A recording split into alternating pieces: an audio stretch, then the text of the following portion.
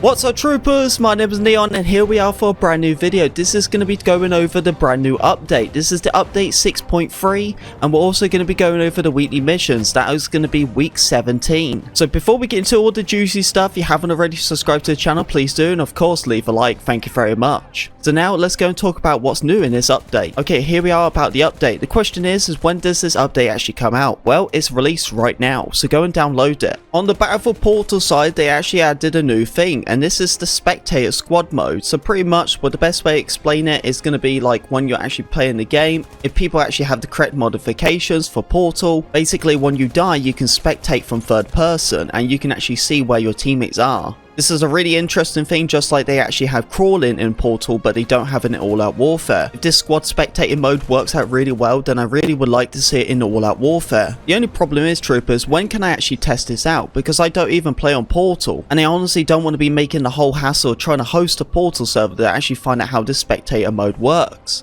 So until someone actually hosts it, I can really actually see how it properly performs. But if it is exactly what I thought it was going to be, where you can actually see the teammates in third person and it works out really well, I would love to see this in All Out Warfare. The most craziest thing, I didn't even know, but apparently the squad spectator mode is already in Hazard Zone. That's kind of crazy. I've never played Hazard Zone before. That's probably why I just didn't know it was a thing. They also added a new Portal experience too, where they actually can have these modifications where you only have one life. So you can actually do your own battlefield like a search and destroy, where you can make it like a competitive mode where you only have one life. I'm very interested to see what people game mode they will do. When you're in the menu, you're actually going to see a new icon, and this icon is actually going to tell you if you have crossplay on or off. So if you're trying to search for a lobby and you're like, oh, something's not working correctly, and you notice it said crossplay off, then you will already know. It's a better indication now, so you don't need to keep checking your settings. Although for myself, I play on North America servers, so everyone knows that North America servers, there's only about 2 to 3 servers running, so it's impossible to actually turn crossplay off, as there's so little American servers playing this game. There's new settings too. If you go to the colorblind settings, you can actually change your own personal color, so your own icons are going to actually have a different color compared to everyone else.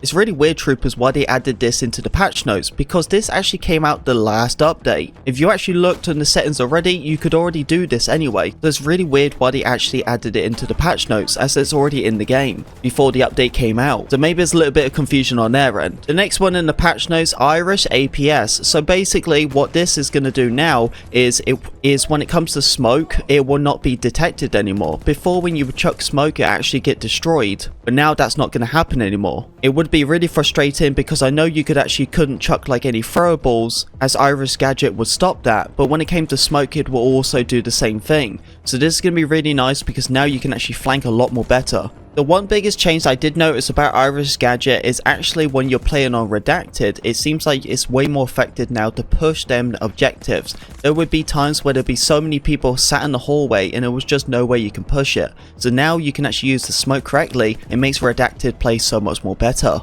The Boris sentry gun is also being fixed too. I did notice this and I'm glad they have fixed it. Boris's sentry gun will lock on to destroyed vehicles. Actually, there will be times where I'll be in a tank and that tank will be destroyed and I jumped out just in time, yet I see that sentry gun still shooting at that destroyed tank. Although for myself, I don't really like actually having the sentry gun locking onto vehicles. It kind of cringes me a little bit, but it is what it is. And the next thing we need to talk about is the VHX. This weapon finally got a nerf, but then honestly got a buff at the same time. It seems like what they've really done with this weapon is actually increase the spread, but they made it a lot more better to be used at tapfire range. What they're trying to do is, troopers, they're trying to increase you to start tapfiring more with weapons, and it's the same thing with the VHX. I don't even know if this is going to be a good thing or a bad thing. I suppose by tap firing you can actually be more consistent, and honestly it works out pretty well like that. But the thing is, what they're trying to do and what they did nerf was the spray and pray. So you can't spray and pray with this weapon anymore. You have to tap fire to stay more consistent.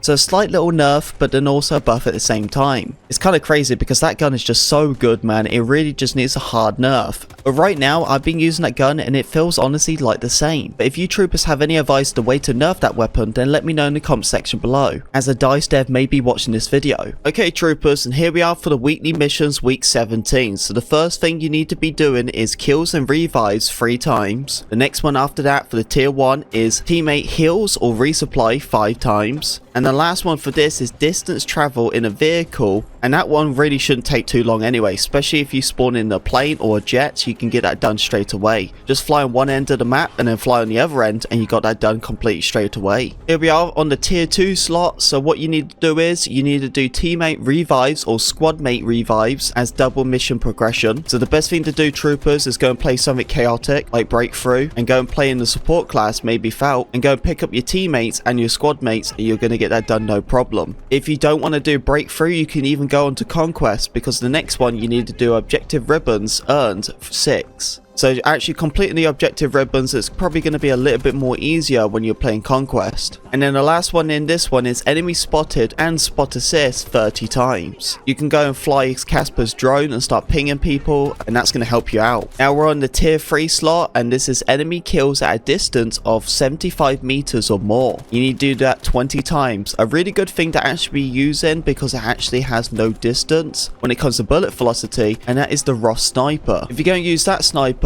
is going to be really good when it comes to getting this distance kills, or just use any other sniper if you really want to. After that, you need to do rounds played 8 times, and while you're going through that challenge, you need to do headshots kills 10 times. So really, the last tier 3 slot, you need to go around with the sniper. And the weekly bonus mission is objectives captured, and you need to do this 8 times. This is going to be absolutely basic. This is just going to be capturing the flags or holding them. And there we go, troopers. That's all the stuff over the brand new update and all the tips and tricks for the weekly mission. I really hope this video helped you. If it did, don't forget to leave a like, comment, subscribe, be a part of the Pink Wig Army, and I'll see you on the battlefield.